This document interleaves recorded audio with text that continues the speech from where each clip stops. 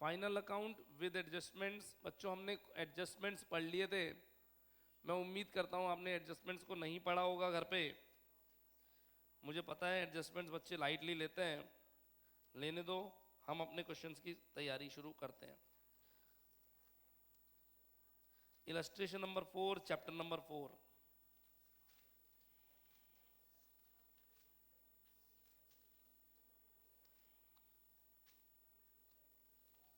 नहीं रुकिए, 4 नहीं लेंगे।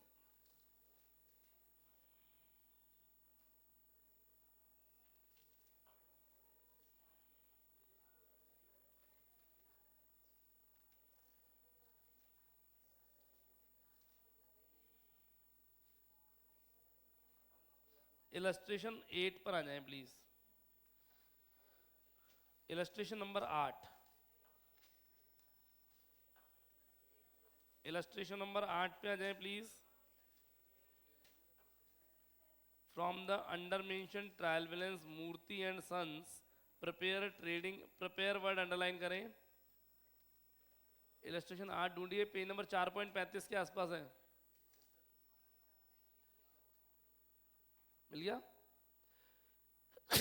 सॉरी, मिल गया इलस्ट्रेशन 5? इलस्ट्रेशन नंबर 8 मिल गया क्या बच्चों? Yes no?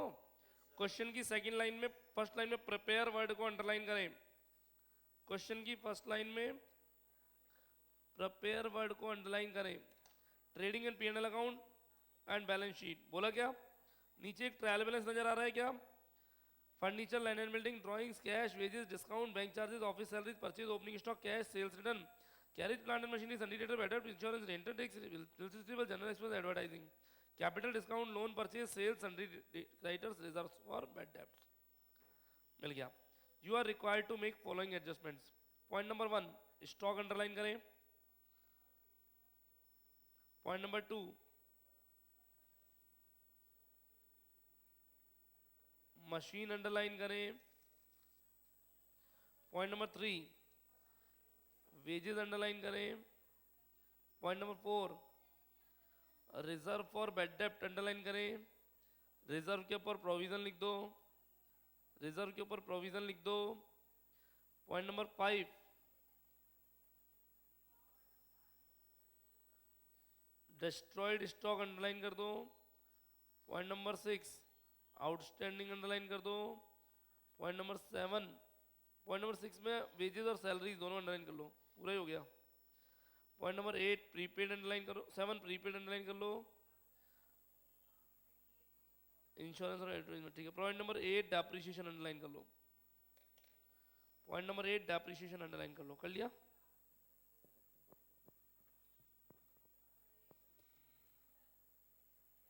चलिए, हाँ जी, छोटे छोटे बहुत सारे पॉइंट्स आने वाले हैं, बहुत अच्छे सीखना पड़ेगा। इजी नहीं है, इजी नहीं है। मेरे साथ शुरू करेंगे या घर पे लिखने ज़्यादा बढ़िया है? घर पे लिखने ज़्यादा बढ़िया है। आइए साहब, मैंने एक फॉर्मेट बनाने की शुरुआत करी।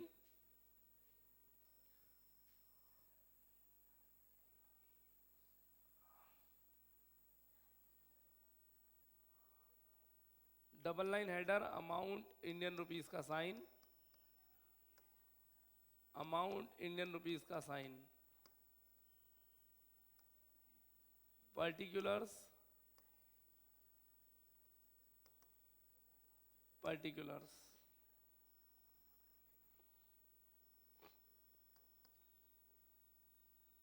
Trading and P and L account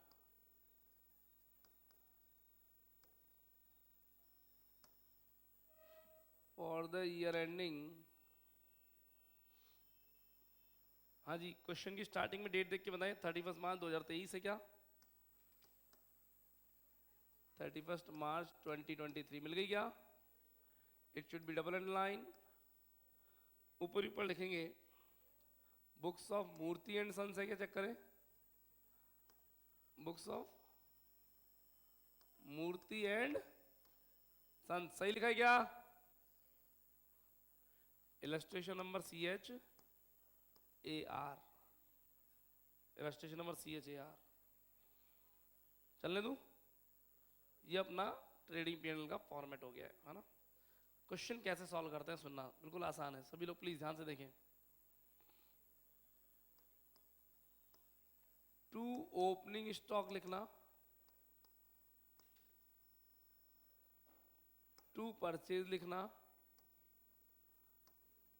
by sales, दो लाइन छोड़ के बाय क्लोजिंग स्टॉक, और उसके थोड़ा नीचे जाकर के एक ऐसा एरो। इस तीर के निशान के ऊपर क्या है? ट्रेडिंग। इसके नीचे क्या है? इसके नीचे क्या है? पीएनएल। सही है ना? मैंने अभी तक अमाउंट नहीं लिखे, ओपनिंग स्टॉक, परचेज, सेल्स और क्लोजिंग स्टॉक की जगह फिक्स कर दी बस, और ट्रेडिंग पीएनएल का बंटवारा भी कर दिया। बैलेंस शीट बनानी है, मैं बैलेंस शीट इस पेज पे नहीं बनाऊंगा, अगले पेज पे बनाऊंगा।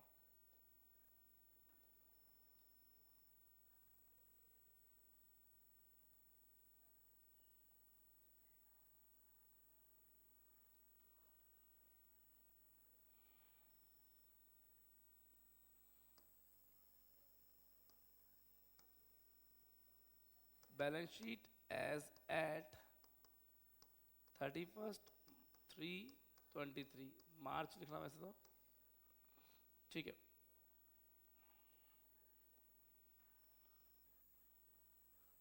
Liabilities amount, assets amount rupees. सही है बच्चों? ये अपनी बैलेंस शीट का फॉर्मेट हो गया। अब क्वेश्चन कैसे स्टार्ट करना है, थोड़ा सा पेशेंसफुली करना है। शुरुआत में क्वेश्चन करने में बड़ा जोर आएगा अपने को। हम पहले करते हैं एडजस्टमेंट्स। एक बार एडजस्टमेंट्स का पहला पॉइंट पढ़ो आराम से। क्लोजिंग स्टॉक की वैल्यू बताइए 30,000 रुपीज। बताइए क्या? बताइए क्या? तो क्लोजिंग स्टॉक बैलेंस शीट के असेट्स में आता है, ये लिखा क्लोजिंग स्टॉक 30,000,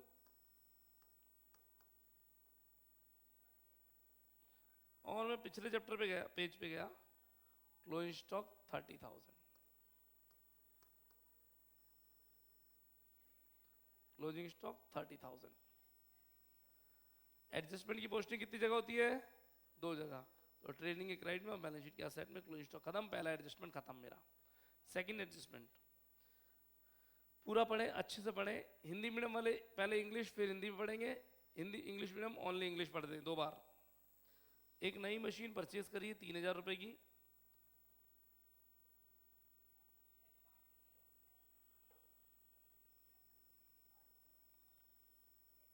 1 अक्टूबर 2022 को।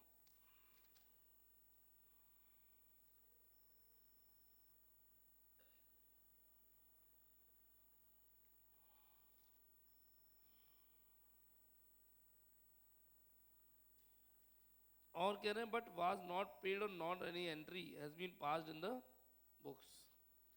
3,000 रुपए की हमने मशीन खरीदी है और उसके लिए बुक्स में कोई एंट्री नहीं की गई। 3,000 की ना, ठीक है।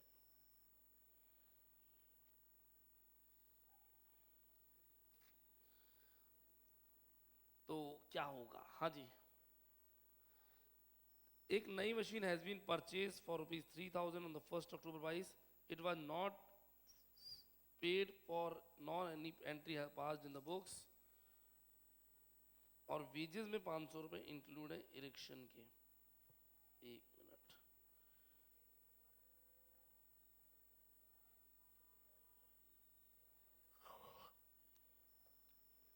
मशीनरी का और कोई पॉइंट भी है क्या? नीचे डेप्रिसिएशन है मशीनरी पर।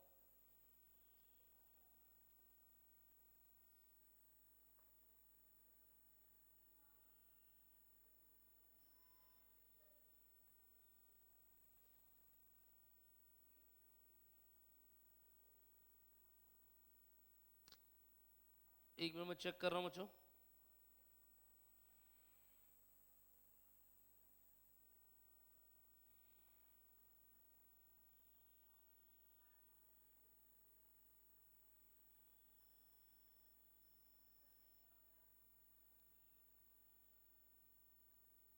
क्या इसमें भी कम नहीं हो रहा? होना चाहिए था।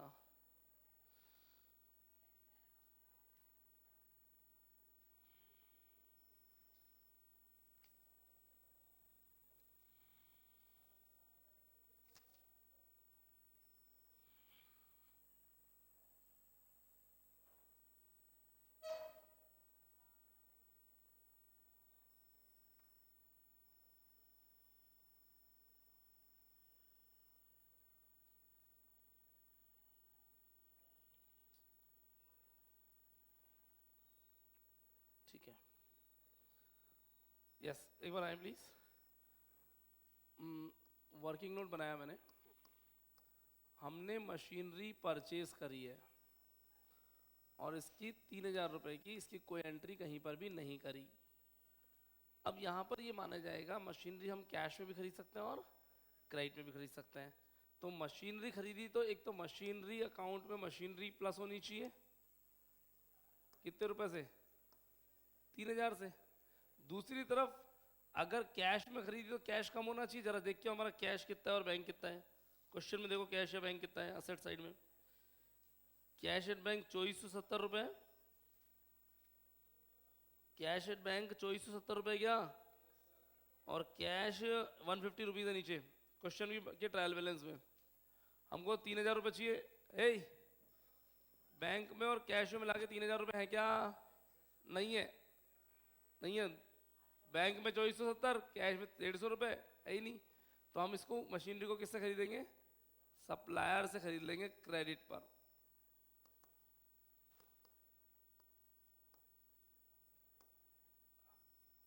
तो हमने हमारी बैलेंस शीट में यहां पे लिख दिया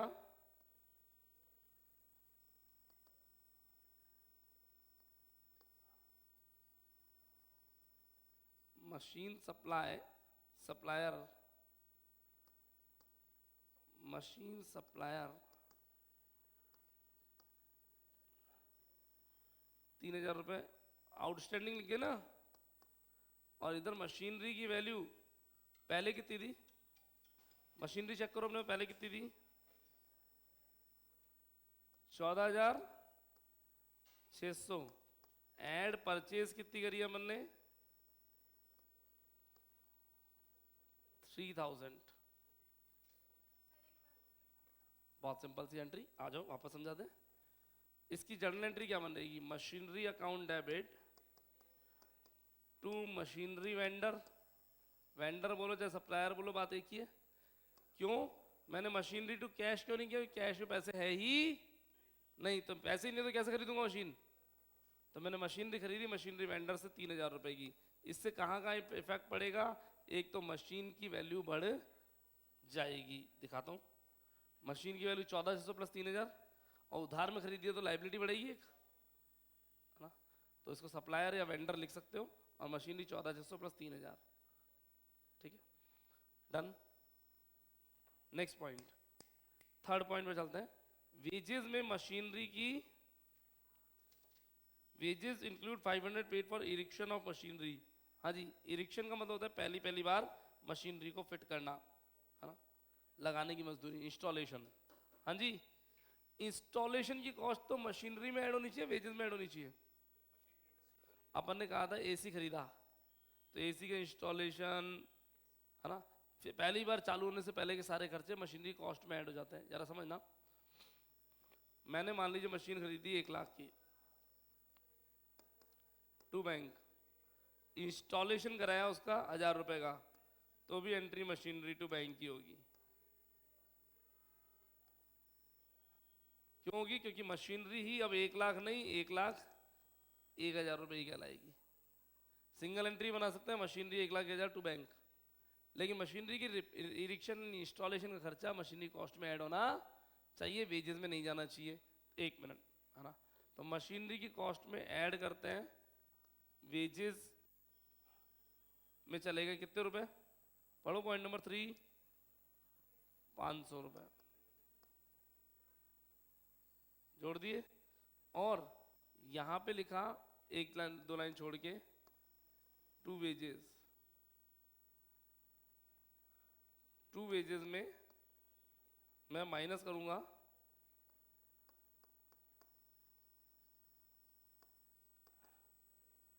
इरेक्शन। मेरी वेजेस क्वेश्चन में कितनी बताओ? 31,250। इसमें से 500 रुपए की वेजेस किसकी थी?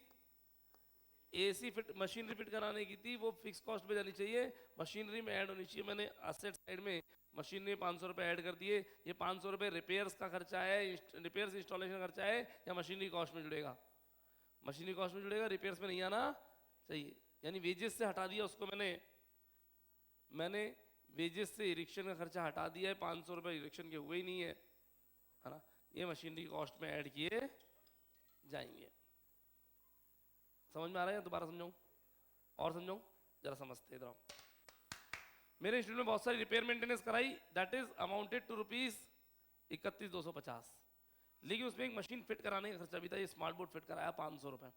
ये स्मार्ट बोर्ड 500 रुपये मेरे वेजेस में जाने चाहिए, स्मार्ट बोर्ड में ऐड होने चाहिए, स्मार्ट बोर्ड में ऐड होने चाहिए। तो स्मार्ट बोर्ड की जितनी भी कॉस्ट थी उसमें ऐड कर दिए ये 500 रुपये, पर वेजेस से हटेंगे भी सही, क्योंकि वेजेस है ही नहीं है। ये जो 3 पैसे हैं 500 रुपये, ये वेजेस कहलाएंगे या स्मार्ट बोर्ड में ऐड होंगे? Smart board. तो वेजेस में ऐड होने चाहिए नहीं होने चाहिए? नहीं होने चाहिए, ऐड है, हटाना पड़ेगा। 31,250 से हटाए तो ये आ गया 30,750। और अगर बात करूं, यहाँ मशीनरी में ऐड कर दिया वेजेस किसकी? इरेक्शन की। नहीं आया समझ में? क्वेश्चन के थर्ड पॉइंट पढ़ो, वेजेस में इंक्लूड है ये बोला है क्या? वेजेस इंक्लूड बोला है क्या? यानी इस वेजेस में ये इस वेजेस में 500 रुपये इंक्लूड है, होने चाहिए नहीं होने चाहिए? नहीं होने चाहिए वेजेस में। क्यों? काय में जाने चाहिए? मशीनरी की कॉस्ट में जाने चाहिए। तो मशीनरी की कॉस्ट में जोड़ेंगे, वेजेस से हटा देंगे। वेजेस में क्या आता है? हमारी डे टू डे की सारी वेजेस आएंगी, मजदूरियाँ, है ना। तो वेजेस से हटाया और मशीनरी में ऐड किया। प्लीज लिख सकते हैं आप यहाँ से, वेजेस से लेस होगा और मशीनरी में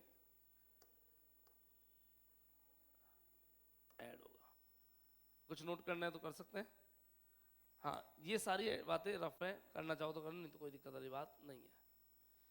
पॉइंट 3 हो चुके हैं, चौथे पॉइंट पर आइए प्लीज।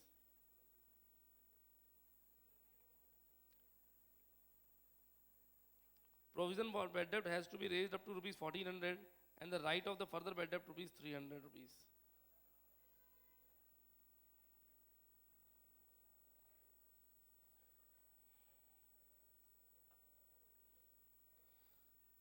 करो शुरू।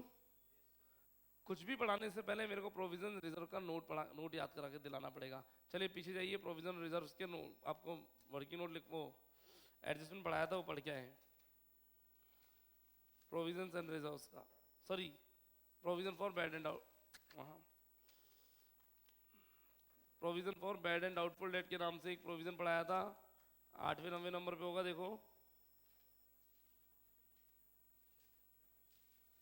प्रोविजन फॉर बैड डेट का एक वर्किंग नोट पढ़ाया था, 8वें 9वें नंबर पे होगा, पढ़िए प्लीज।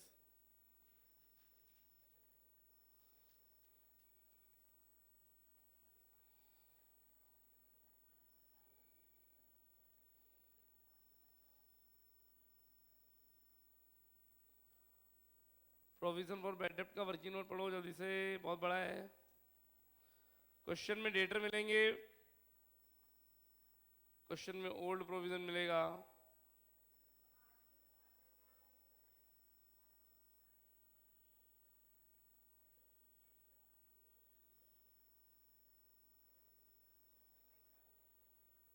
चलिए अब डायरेक्टली डल जाएगा। इधर आओ, provision for bad debt board पे सीखने के लिए आपको बोर्ड पे वापस सिखा रहा हूँ। ट्रायल बैलेंस, ट्रायल बैलेंस में मेरे डेटर है ₹40,000 के, बैड डेप्ट है मेरा 2,000 का, न्यू प्रोविजन मेरा, सॉरी, अंदर वाला जो प्रोविजन आता है वो प्रोविजन कौन सा होता है? ओल्ड। ओल्ड प्रोविजन मेरा मान लेते हैं 800 रुपये का है। ट्रायल बैलेंस के अंदर मिलने वाली चीजें डेटर, बैड डेप्ट और प्रोविजन। नीचे रहते हैं फर्दर बैड डेप्ट और न्यू प्रोविजन। फर्दर बैड डेप्ट कितने हमारे चेक करो, क्वेश्चन के पॉइंट नंबर 4 में। फर्दर बैड डेप्ट मतलब और एक्स्ट्रा बैड डेप्ट हो गए 300 रुपये, और न्यू प्रोविजन कितना बनाना है? 1400 का। मैंने एक मिनट, अच्छा ये तो मैंने मन से लिया ना फिगर, तो मैं एक काम करता हूँ, क्वेश्चन में से ले लेता हूँ। डेटर्स कितने हैं जल्दी बैलेंस शीट में देख के आओ।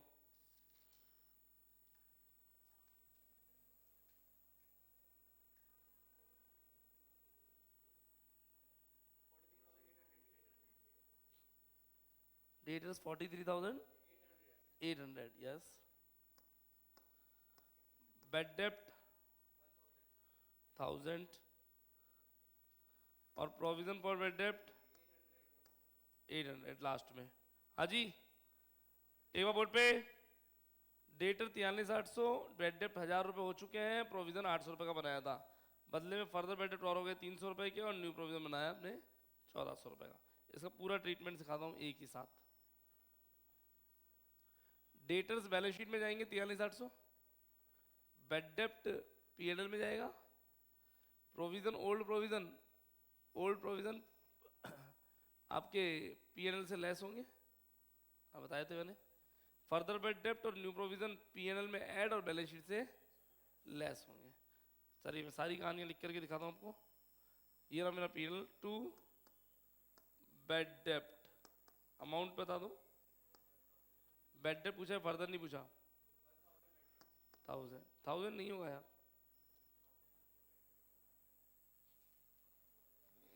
बेड डेप्ट 1000 रुपीज सही है। बेड डेप्ट 1000 रुपीज लेस ओल्ड प्रोविजन। देखिए क्वेश्चन में लाइबिलिटी साइड में रिजर्व फॉर बेड डेप्ट दिख रहा है क्या आपको? रिजर्व फॉर बेड डेप्ट बैलेंस शीट के क्रेडिट साइड, ट्रायल बैलेंस से क्रेडिट साइड में क्वेश्चन में नीचे नीचे 800 रुपए मिल गया क्या? इसके आगे लिख दो ओल्ड प्रोविजन, इसके आगे लिख दो ओल्ड प्रोविजन। ओल्ड प्रोविजन 800 रुपए लेस किया,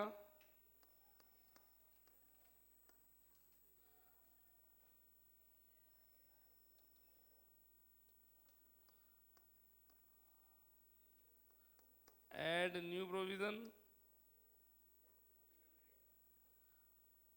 सॉरी एड पहले आएगा फर्दर बेड डेप्ट। फर्दर बेड डेप्ट रुपए 300, एड न्यू प्रोविजन 1400।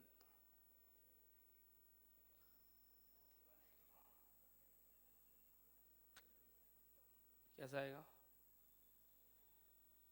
3700।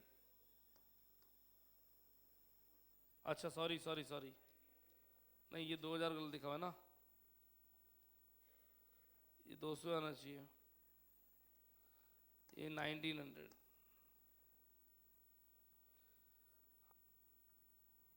वापस आएंगे, कल यही सिखाया था, बेड डेप्ट में ओल्ड प्रोविजन लेस कर दो, फर्दर बेड डेप्ट और न्यू प्रोविजन ऐड कर दो।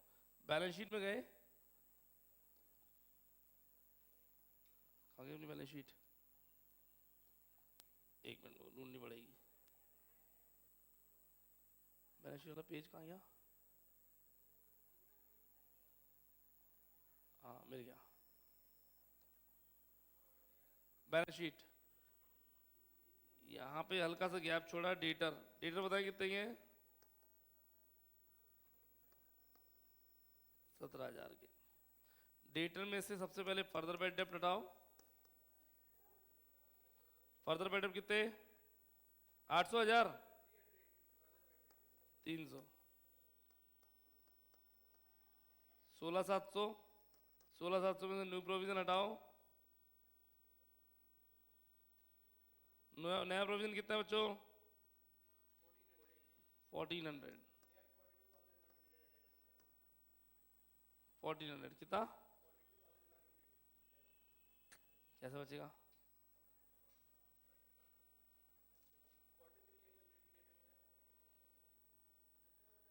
17,000 नहीं है, अच्छा ये गलत है। डेटर कितने के हैं? हाँ मुझे गलत बताया गया इसलिए।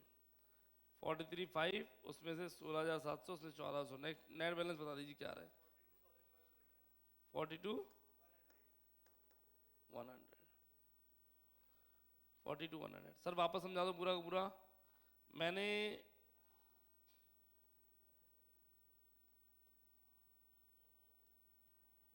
दिख नहीं रहा होगा। चलो, जब मैंने प्रोविज़न समझाया तब मैंने कहा था आपको साफ साफ 43,800 में डेटर है, बैलेंस शीट में जाएंगे, बेड डेप्ट 1000 रुपये का पीएल में जाएगा, 800 रुपये का पीएल से लेस हो जाएगा, और यहाँ पे सब कुछ आपकी एक्स्ट्रा चीज़ें हैं, फर्दर बेटर और न्यू प्रोविज़न खर्चे हैं, पीएल में ऐड होंगे और बैलेंस शीट के डेटर से लेस होंगे, है ना। इसके नोट्स को जाके पढ़ना पड़ेगा तभी आएगा, ये ऐसे नहीं आ पाएगा भाई।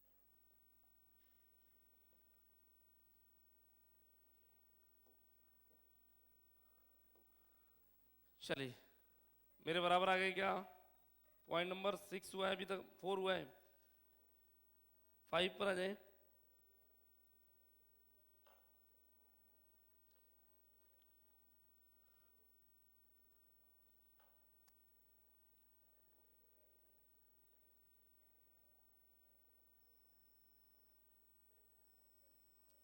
पढ़िए पूरा पॉइंट, पॉइंट नंबर 5।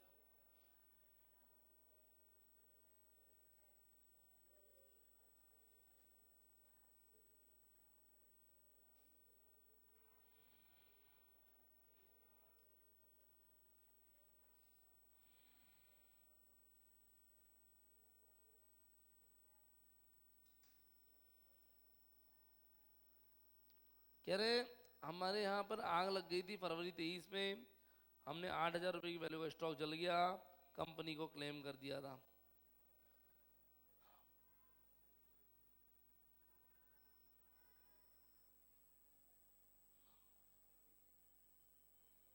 चलो, अब 8,000 रुपये का जो माल जला उसका पेमेंट कब आया है हमको?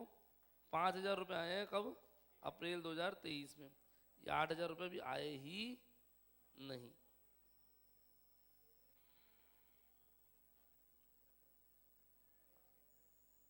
थोड़ा सा गड़बड़ हो रहा है।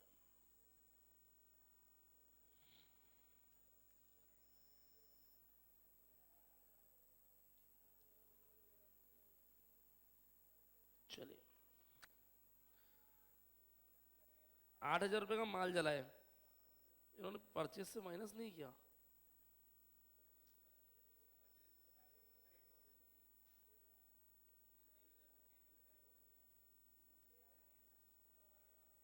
$3,000 पीएल में जाएगा, बाकी का इंश्योरेंस कंपनी से ड्यू करेंगे। ट्रीटमेंट ही सही नहीं कर रखी इन्होंने।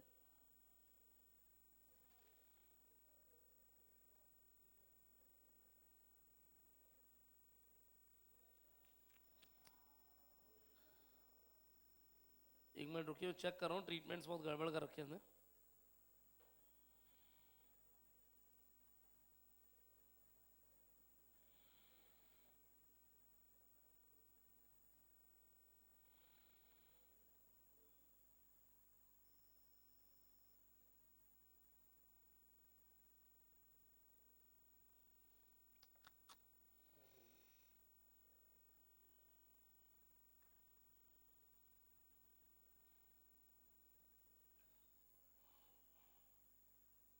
ठीक है, हम इतनी देर बाद मिला ना, इधर आओ, सिखाते हैं इसको हल्का सा। लॉस बाय फायर, गुड्स कितने का जला? गुड्स फायर,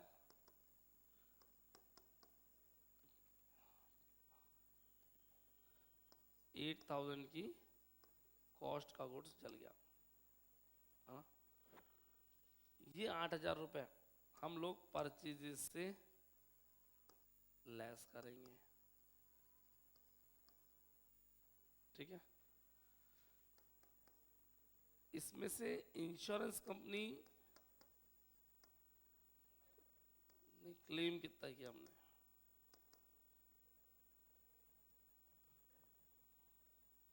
इंश्योरेंस कंपनी ने क्लेम कितने का पास करी? केवल 5,000 का। तो इंश्योरेंस कंपनी डेटर भी बनाया अपने 5,000 से, बना दिया बना दिया बना दिया। लॉस कितने का लग गया? 3,000 का।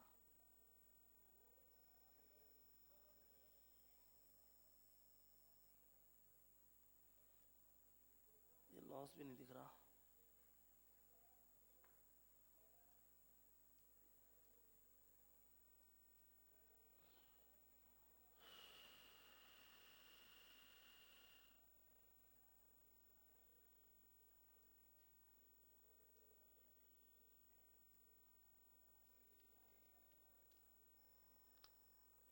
मिनट रुकिए, मेरे को चीज़ों के बारे में कंफर्म होने दो, उन्होंने वर्किंग बहुत घुमा रखी है।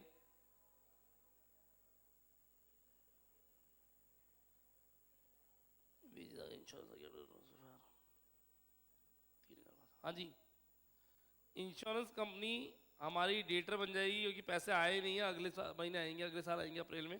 तो अभी डेटर बन जाएगी कितने से? 5,000 से। चूना लग गया, लॉस लग गया कितने का? 3,000 का। यस। तो बैलेंस शीट में क्या आएगा? इंश्योरेंस कंपनी एक डेटर की तरह आएगी,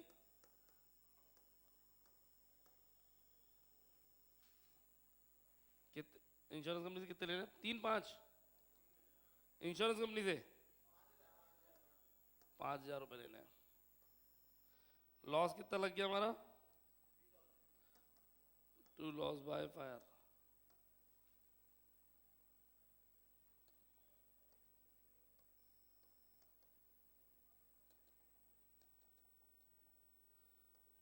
टू लॉस बाय फायर कितने रुपए? 3,000 का नुकसान। और ये परचेजेस कितने दिए मैंने टोटल?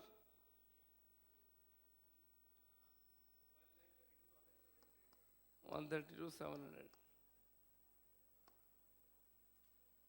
माइनस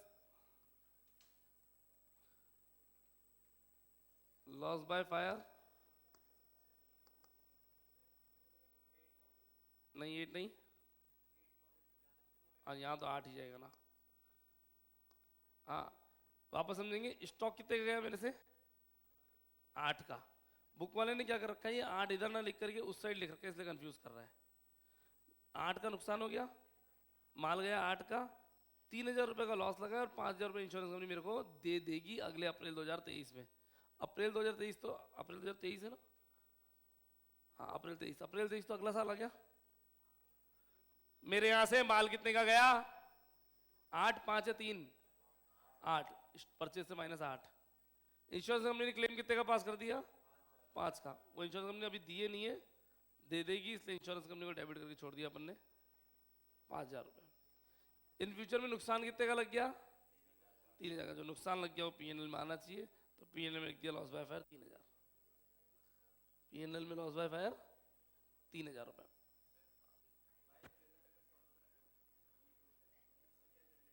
किसकी?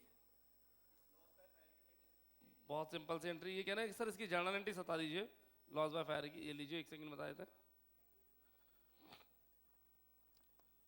Loss by fire account debit, नुकसान लगा है मेरे को पूरे 8,000 का, टू परचेजेस 8,000 रुपये। ये एंट्री करेंगे हम आग लगते ही सबसे पहले, है ना? जब इंश्योरेंस कंपनी को क्लेम करेंगे, क्लेम करा तो insurance company to loss by fire, और लॉस बाय फायर को मैंने कहा लॉस बाय फायर कितना होगा? Insurance company loss by fire, एक सेकंड में कैलकुलेट कर रहा हूँ, पूरे 8,000। इंश्योरेंस कंपनी को हमने क्लेम दिया है, अभी तक पास नहीं हुआ। क्या ये बात समझ में आ रही? अब लॉस बाय फायर 8 का डेबिट 8 का क्रेडिट बरोबर हो गया, लॉस तो कहीं हुआ ही नहीं। इंश्योरेंस कंपनी कह रही है हम तो 5 ही देंगे आपको, हाँ। तो इंश्योरेंस कंपनी वापस क्रेडिट कर दो कितने से? 3,000 से, है ना? और ये 3,000 रुपये कहाँ चल जाएंगे अपने? पीएनएल में। ऐसे ही इंश्योरेंस कंपनी ने क्लेम पास कर दिया कितने का? बाकी के 5,000 का, कोई एंट्री अलग से नहीं करनी 5,000 की, इसमें आ गया 5,000 इंश्योरेंस कंपनी डेटर में। जब पैसे दे के जाएगी तो एंट्री कर दूंगा bank account debit to insurance company 5,000 रुपये। अभी पेमेंट आया नहीं है, वापस देखते हैं। Loss by fire to purchase माल जा रही की insurance company loss by fire ना, इंश्योरेंस कंपनी को क्लेम पास करा है, क्लेम फॉरवर्ड किया अभी तक, पास तो 5,000 का ही किया था, हमने दिया 8 का है, पीएनएल में इंश्योरेंस कंपनी क्रेडिट कर दिया 3 का लॉस। ठीक है, next point,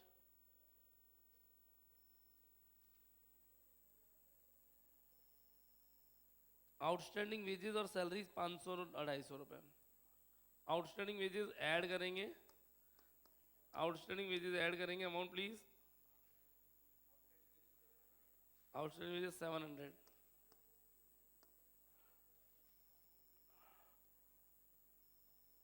outstanding wages 700 rupees. 7 और 5 12, 12 2 34 31,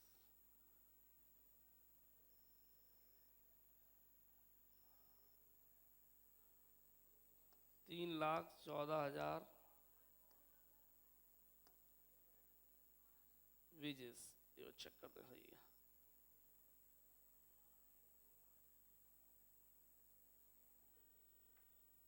पाँच सौ लेस है क्या? ओके ओके ओके, गलत है। कैलकुलेटर चला लो ना तुम, कैलकुलेटर इसको कितना,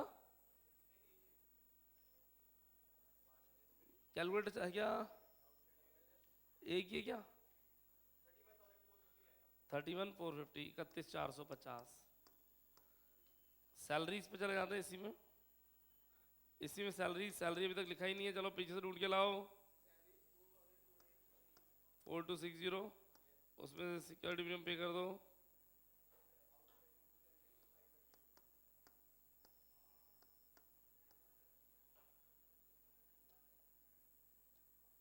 $500 आ गया।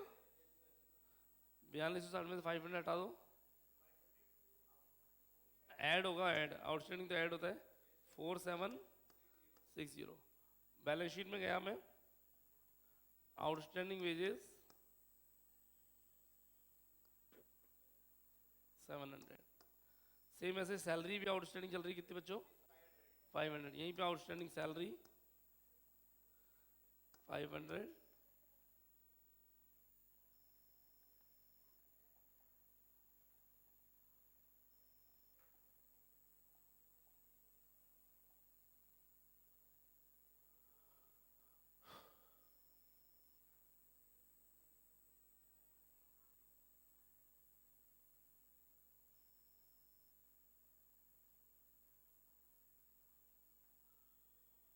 ये 500 रुपये हमने आउटस्टैंडिंग ऐड की थी ना। एक बार देखो, आउटस्टैंडिंग वेजेस यहाँ ऐड करी, आउटस्टैंडिंग सैलरी यहाँ ऐड करी, सही है ना। और बैलेंस शीट में जब हम गए तो outstanding wages, outstanding salary P&L में आ गई। दोनों पॉइंट हो गए। नेक्स्ट पे और जो लास्ट में, प्रीपेड इंश्योरेंस और एडवर्टाइजमेंट, ठीक है, लेस कर देंगे। प्री इंश्योरेंस और एडवर्टाइजमेंट दोनों P&L के आइटम है। टू टू इंश्योरेंस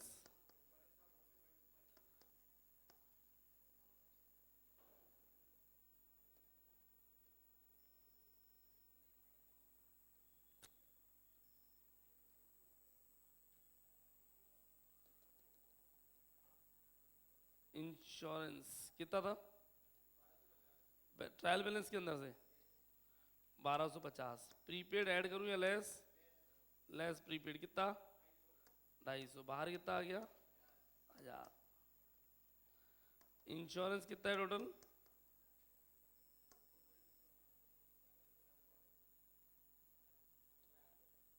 इंश्योरेंस, अच्छा मैंने ऐड, एक मिनट कल आज गड़बड़ हो रही है इसमें पूरी की पूरी। मेरे बुक उठा लेनी चाहिए, मैं गलती से बुक नहीं उठाया। तीसरे एडवर्टीजमेंट 3,500, और उसमें से माइनस कितना करूं? 500 का प्रीपेड। 500 माइनस करते ही बाहर कितना आ गया? 3000। इसी को कंटिन्यू किया है। प्रीपेड एसेट्स में ले जा रहा हूँ मैं अगले पेज पर। मेरे को एक ही पेज पर बनाने चाहिए थे, पर कितना कैसे करते हैं। मशीनरी को नहीं छेड़ूंगा। प्रीपेड पहले क्या था? Insurance 250, prepaid advertisement 500।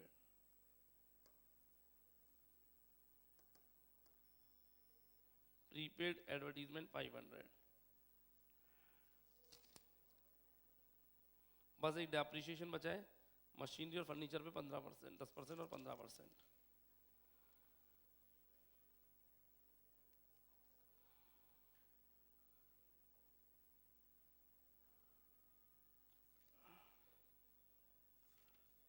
मशीनरी की वैल्यू 18,100 माइनस डेप्रिसिएशन कितना परसेंट?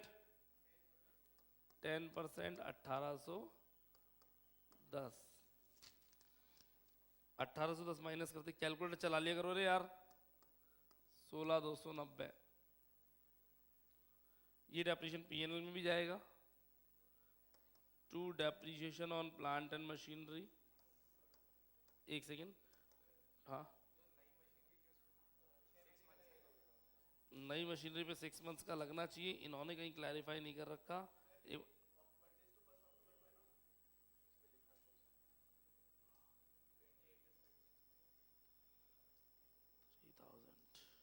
बात सही है,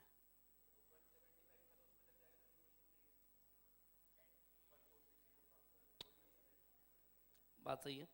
मशीनरी जो हमने परचेज करी है उसकी परचेजिंग डेट हमारे पास जो है वो 1 अक्टूबर 22 है, तो इस पर 6 मंथ्स का डेप्रिसिएशन लगना चाहिए, 150 रुपीज़ इस पर लगना चाहिए। पुरानी वाली मशीन 14600 की है, 150 क्यों, 500 का वो भी तो है वेजेस, वेजेस की डेट है क्या इरेक्शन की, वेजेस भी इसी दिन की इरेक्शन कराई होगी, इस पर भी आधे साल का लगना चाहिए, 14600 पूरे साल का, तो 1460 plus 175,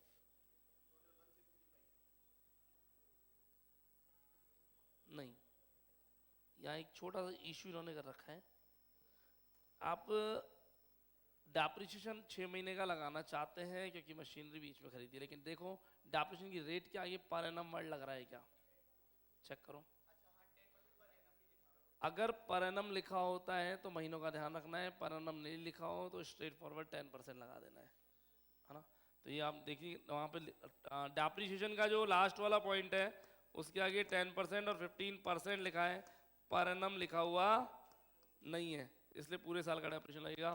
depreciation plant and machinery पे 1810, और डेप्रिसिएशन फर्नीचर पे, फर्नीचर पे बिल्डिंग है, फर्नीचर पे 15%, फर्नीचर हमारे पास है साहब 3400 का है, 15% 510 रुपये,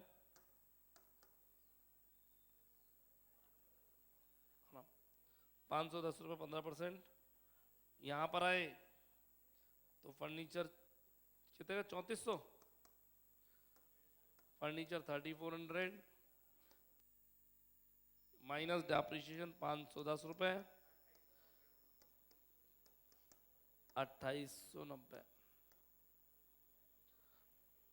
क्वेश्चन के सारे पॉइंट हो गए क्या, चेक करो, क्वेश्चन के सारे पॉइंट हो गए क्या, देखिए सुने, सुनो, पहला दिन है, बुक वाले ने कई झोल कर रखे हैं, loss by fire debit purchase से लेस होना चाहिए, बुक वाला उस लॉस बाय फायर को बिना बात ही है ना लाइबिलिटी, सॉरी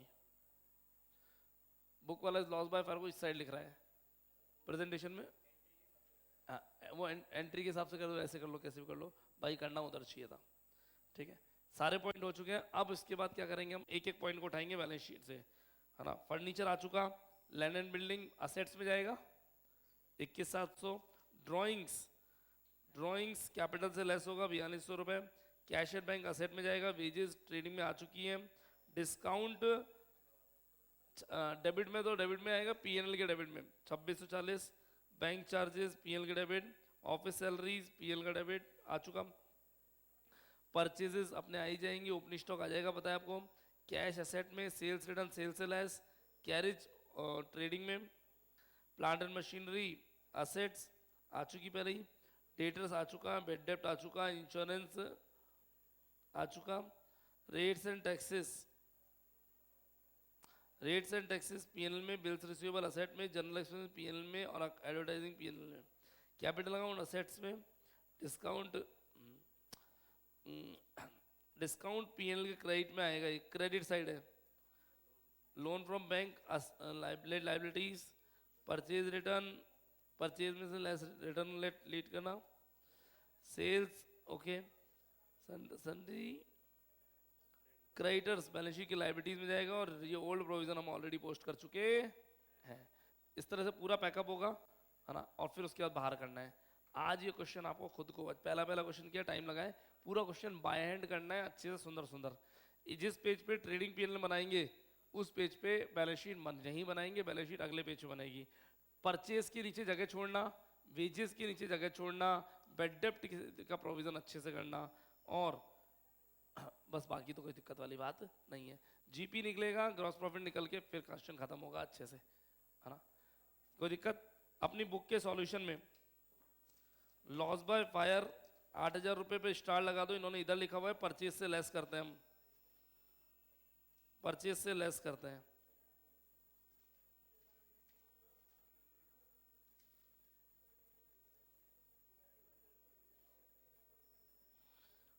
बस, बाकी कुछ भी नहीं है।